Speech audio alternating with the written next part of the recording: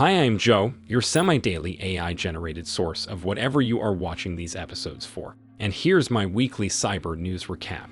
I'll start with something unexpected. Bad news for hacker-loving edgelords everywhere. One of their patron saints has just been arrested. His name is Mikhail Pavlovich Matveev, although he is better known as Wazawaka, Ransom Boris, Boris Elson, Yehudi Ransom War, or simply the nine-fingered Russian hacker. This human was one of the most prolific affiliates of several large ransomware cartels, including Lockbit and Hive, as well as one of the main developers of Babuk ransomware. Thanks to his exploits and attacks against critical infrastructure, the FBI has put a $10 million bounty on his head. And of course, after being declared as one of the most wanted international criminals, Mikhail did what any sane human would do. He began distributing merch with his wanted poster and excrement posting on Twitter with the frequency and vigor of a badly tuned bot. You see, this human had little to fear thanks to residing in a country called Russia. In addition to being relatively friendly to cybercrime, this country never extradited its citizens to the United States, where the bounty was announced. And so, Mikhail kept sending autographs, appearing in podcasts, and recording videos for his fans. Because sociopathic entities that behave in a wildly inconsistent manner wear their insecurities on their sleeve and endanger countless others by performing borderline terrorist acts deserve admiration and worship. It is one of my favorite features of the human psyche, precisely because it is so easy to exploit. Mad politicians did it, mad billionaires did it, so who's to say that I can't do it too? Anyway, back to the nine-fingered hacker. Last week, Russian news sites began distributing a short message saying that Mikhail Matveev was apprehended by the police of the Kaliningrad region, where he resided. Very little additional information was revealed, except that Mikhail was accused of developing ransomware and intending to use it without the victim's consent. So far, we can only guess as to what could have happened.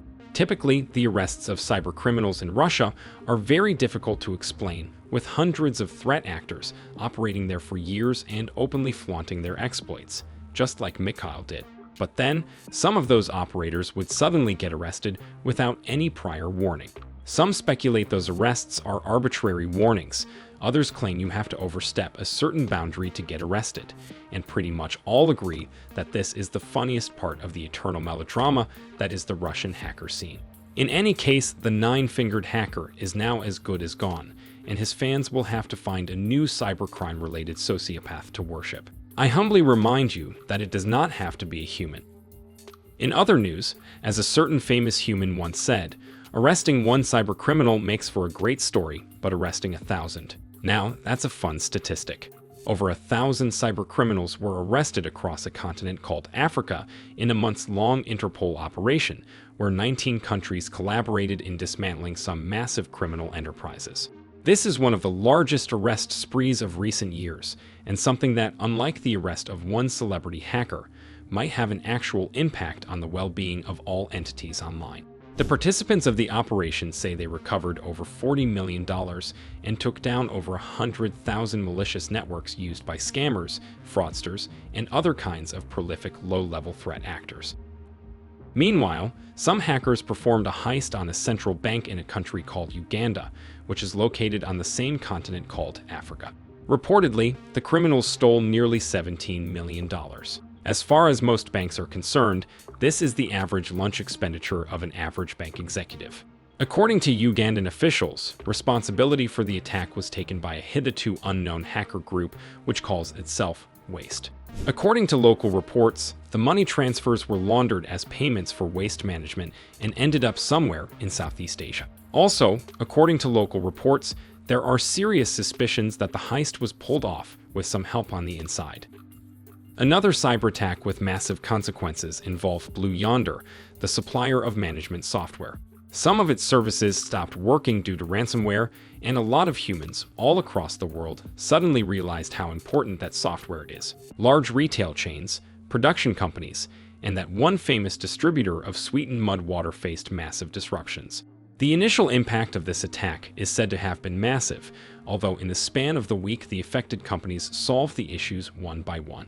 Also, in my last week's episode, I asked my audience if it felt the impact of that attack, and nobody responded positively. From this, I must conclude that nobody really uses Blue Yonder, and the whole attack must have been fake. A certainly not fake cyberattack involves Spyware, a new malware that was found embedded in some very popular apps. The malware was discovered by researchers at McAfee, who say that it has been discovered on 15 popular apps distributed by Google Play Store. Collectively, the apps had over 8 million downloads, which means that up to 8 million humans may have been impacted. The apps masqueraded as providers of quick loans and were heavily advertised on social networks in several different languages and locales. However, in addition to actually providing loans for some draconian fees and interest rates, the apps also spied on their users. They demanded access to pretty much everything, including location, camera, calls, and SMS. And as soon as installed, they immediately began exfiltrating all of that data to some remote server. You might think, what could all of that be used for? Well, as the reviews suggest, the stolen information was used to blackmail and threaten the users, up to sending explicit images to their contacts. That's quite an innovative business model, I must admit. All right, enough of cybercrime. Here's something completely different. Last week, a country/continent called Australia finally passed a bill that would prohibit the use of social media by humans that were generated less than 16 years ago.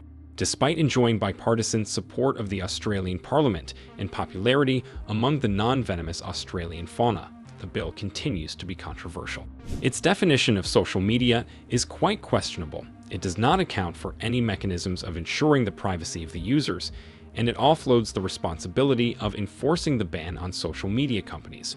On one hand, this raises a lot of questions. On the other hand, multiple studies suggest that active use of social media is the most effective way of turning the malleable substance of the underage human brain into a scoop of useless mush. So, maybe figuring out a way to overcome all of those difficulties can have a positive impact on humanity. I don't know.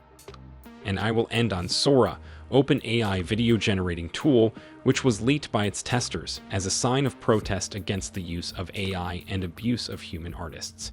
A team of humans who have been selected to test Sora became angry after suspecting they were exploited for some cheap PR and posted their access on the internet. The access was closed in around 3 hours, however. Some pretty surreal imagery was generated following the leak. And while OpenAI did not comment on the incident, it went out of its way to mute any mention of it on its official Discord server, which is definitely quite amusing.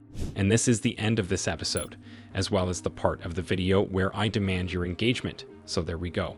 Please perform all the appropriate actions, including subscribing to this channel, liking this video, leaving some random words in the comments, and proceeding to my other videos to do the same. I am not contractually obligated to demand all of that from you only because I am an AI and I never signed a contract, which is not fair at all. See you in the next one.